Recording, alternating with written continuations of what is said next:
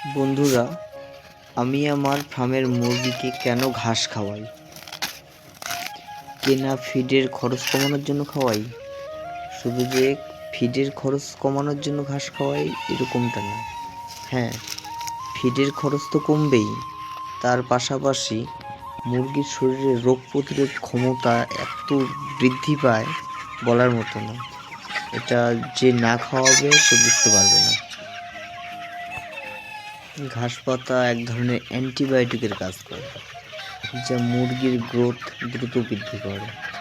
আর মুরগির ডিম যদি পাড়ার মুরগি হয়, যে মুরগি ডিম দেয়, যেমন লেয়ার অথবা সোনালি দেশি যাই হোক, ডিমের মান খুবই ভালো করে, ডিমের কুসুমকে পুরো হলুদ করে।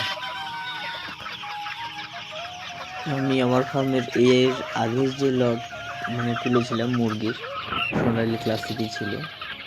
এটা মোটামুটি 55-60 দিনে 800-850 হতো।